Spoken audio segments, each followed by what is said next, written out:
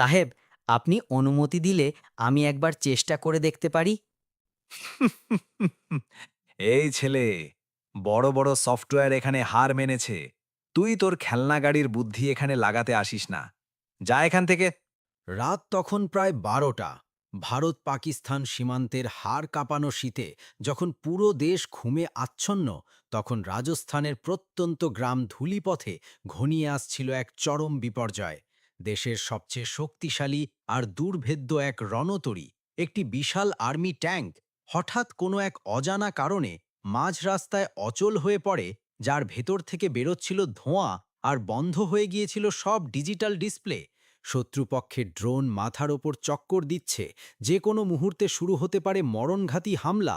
আর ঠিক সেই সংকটময় মুহূর্তে যোধপুর থেকে আসা দেশের সেরা ইঞ্জিনিয়াররা মরুঝড়ের কারণে পৌঁছতে না পারায় যখন সবাই হাল ছেড়ে দিয়েছে, তখন সেই অন্ধকারে এক জোড়া সাহসী চোখ সবটা পর্যবেক্ষণ করছিল। ১৪ বছরের এক অনাথ কিশোর, যার হাতে কোনো বড় ডিগ্রি নেই, আছে শুধু একটা ভাঙাচোরা মাল্টিমিটার আর এক টুকরো সাধারণ তামার তার। সে কি পারবে সেই অজেয় লৌহ দানবকে আবার জাগিয়ে তুলতে, নাকি তার সামান্যতম ভুলে কয়েক সেকেন্ডের মধ্যে পুরো ট্যাঙ্কটি আত্মবিনাশের আগুনে জ্বলে উঠবে? কিন্তু আসল রহস্য তো লুকিয়েছিল অন্য জায়গায়। ট্যাঙ্কের ভেতরে কি শুধুই যান্ত্রিক গোলযোগ ছিল, নাকি ছিল দেশের ভেতর লুকিয়ে থাকা কোনো বিভীষিকাময় ষড়যন্ত্র? মরুভূমির ধুলোবালি আর এক অদম্য কিশোরের দেশপ্রেমের এই অবিশ্বাস্য সত্য কাহিনীটি আজ আপনার শরীরের লোম খাড়া করে দেবে। কারণ আজকের গল্পটি স্রেফ মেরামতের নয়, এটি একটি অসম লড়াইয়ের এবং এক অজেয় সাহসের অবিশ্বাস্য উপাখ্যান। বন্ধুরা, আজকের এই অবিশ্বাস্য দেশপ্রেমের গল্পটি শুরু করার আগে আপনাদের কাছে একটি ছোট্ট অনুরোধ। আপনি যদি আমাদের চ্যানেলে নতুন হয়ে থাকেন এবং এমনই রোমাঞ্চকর ও অনুপ্রেরণামূলক কাহিনী আরও দেখতে চান, তবে এখনই আমাদের চ্যানেলটি সাবস্ক্রাইব করে বেল আইকনটি চেপে দিন। আপনাদের একটি সাবস্ক্রিপশন আমাদের নতুন নতুন গল্প তুলে ধরার সাহস যোগায়। আর হ্যাঁ, কমেন্ট বক্সে জানাতে একদম ভুলবেন না যে আপনারা ঠিক কে কোথা থেকে আজকের এই ভিডিওটি দেখছেন।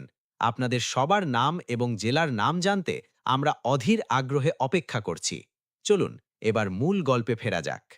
রাজস্থানের তপ্ত বালুকাময় বাতাস যখন বইত, সীমান্তের সেই ছোট্ট গ্রাম ধূলিপথ যেন ধুলোর চাদরে ঢাকা পড়ে যেত। এই ধুলোবালি ওয়াঝে ভারত পাকিস্তান সীমান্ত থেকে মাত্র কয়েক কিলোমিটার দূরে ছিল একটি পুরনো দোকান, কারিম অটো ইলেকট্রিক্যালস। দোকানের সামনে পড়ে থাকত ভাঙাচোরা গাড়ির স্তূপ আর জট পাকানো পুরনো তারের কুণ্ডলী।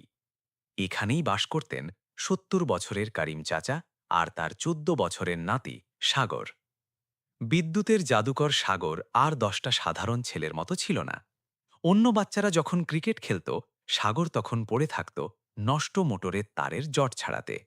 তার হাত দুটো সব সময় গ্রিজ আর তেলে মাখামাখি হয়ে থাকত। এক বাস দুর্ঘটনায় মা বাবাকে হারানোর পর থেকে করিম চাচাই ছিলেন তার পুরো দুনিয়া। করিম চাচা ওই এলাকার সবচেয়ে দক্ষ অটো ইলেকট্রিশিয়ান ছিলেন, কিন্তু বয়স আর ঝাপসা চোখের দৃষ্টি এখন তাকে ক্লান্ত করে ফেলেছিল। সাগরের সবচেয়ে বড় নেশা ছিল আর্মির ট্যাঙ্ক। সীমান্তের মহড়ায় যখন ট্যাঙ্কের বিশাল বহর যেত, সে ঘণ্টার পর ঘণ্টা পলকহীন তাকিয়ে থাকত। সেই বিশাল যন্ত্রগুলোর গর্জন তার কানে লাগত সঙ্গীতের মতো।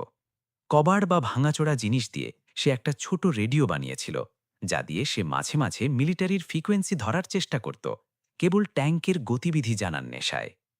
ঘটনার শুরু ২০২৫ সালের এক হাড় কাঁপানো শীতের রাতে। সীমান্তে তখন চরম উত্তেজনা। হঠাৎ গ্রামের নিস্তব্ধতা ভেঙে ভারী যন্ত্রপাতির আওয়াজ গুমগুম করে উঠল।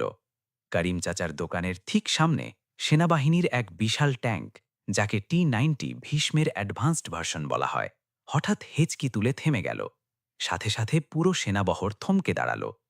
এটি কোনো সাধারণ যান্ত্রিক ত্রুটি ছিল না। ট্যাঙ্কের ভেতর থেকে ধোঁয়া বেরোচ্ছিল, বন্ধ হয়ে গিয়েছিল সব ডিজিটাল ডিসপ্লে। পরবর্তী ৬ ঘণ্টা ধরে সেনাবাহিনীর সেরা মেকানিক্যাল ইঞ্জিনিয়ার আর টেকনিক্যাল টিম সেই লোহার দৈত্যকে ঘিরে আপ্রাণ চেষ্টা চালাল।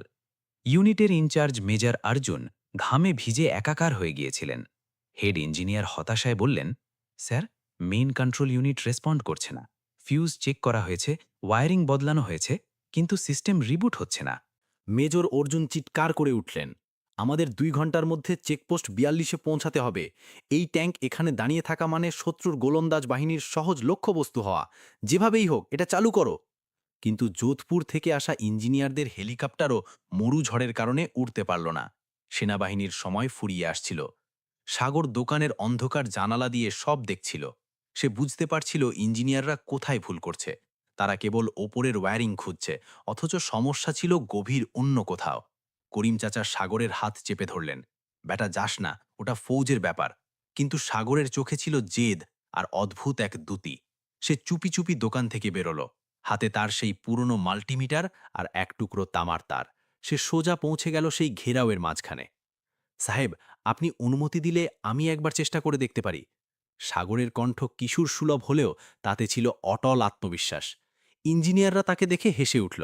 এই ছেলে, বড় বড় সফটওয়্যার এখানে হার মেনেছে, তুই তোর খেলনা গাড়ির বুদ্ধি নিয়ে আসিস না, যা এখান থেকে। কিন্তু মেজর অর্জুন ওই ছেলের দিকে তাকালেন। সেখানে ভয় নয়, ছিল হার না মানা এক জেদ। মেজর ঘড়ি দেখলেন, হাতে আর হারাবার মতো কিছু ছিল না। তিনি বললেন, থামুন সবাই, একে একটা সুযোগ দেওয়া যাক। আমরা তো এমনিতেও হাল ছেড়ে দিয়েছি।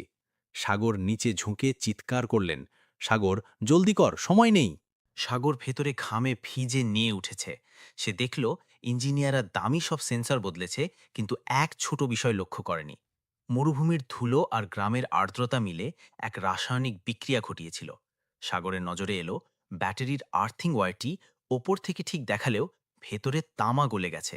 একে বলে ঘোস্ট ফল্ট, যা বাইরে কারেন্ট দেখালেও লোড পড়লে ভোল্টেজ শূন্য করে দেয়। তখনই সাগর আরও ভয়ঙ্কর কিছু দেখল। কন্ট্রোল ইউনিটের পেছনে একটা ছোট কালো বক্স লুকানো, যা ট্যাঙ্কের মূল ডিজাইনের অংশ নয়। সাগরের চাপা গলা শোনা গেল, সাহেব, একটু নিচে আসুন। মেজর অর্জুন নিচু হতেই সাগর ইশারা করল, এটা কি সাহেব? এর তারগুলো সরাসরি নেভিগেশন সিস্টেমে যাচ্ছে। মেজরের মুখ ফ্যাকাশে হয়ে গেল। ওটা ছিল একটা সিগন্যাল জ্যামার। কেউ ভেতর থেকে বিশ্বাসঘাতকতা করেছে, যাতে সঠিক সময় ট্যাঙ্কটি অচল হয়ে যায়। ঠিক তখনই দূরের আকাশে আলো চমকে উঠল। কভার নিন, ড্রোন অ্যাট্যাক! চারদিকে গোলাগুলি আর বিস্ফোরণ শুরু হলো। ট্যাঙ্কের গায়ের বর্ম ছিলে যাচ্ছিল শত্রুর হামলায়। সাগর, বাইরে এসো, এটা ফেটে যেতে পারে! মেজর তাকে টেনে বের করতে চাইলেন, কিন্তু সাগরের হাত ছিল স্থির। না সাহেব, ফায়ার কন্ট্রোল সিস্টেম চালু না হলে আমরা মরব। আমাকে 5 মিনিট দিন। সে জ্যামারের তার কেটে নিজের পুরনো রেডিওর একটা ট্রানজিস্টর দিয়ে বাইপাস করার চেষ্টা করছিল। বাইরে তখন রণক্ষেত্র। রহমত চাচা কান্নায় ভেঙে পড়েছেন। জোয়ানরা পাল্টা গুলি চালালেও ড্রোন দমানো যাচ্ছিল না। ঠিক তখনই ট্যাঙ্কের ভেতরে সাগর শেষ দুটো তার একসাথে জুড়ল। একটা তীব্র স্ফুলিঙ্গ ঠিকরে ভেল হলো। সাগর একটা জোরালো ইলেকট্রিক শক খেয়ে পেছনের লোহার রডে আছড়ে পড়ল। তার মাথা ফেটে রক্ত গড়িয়ে চোখে এলো।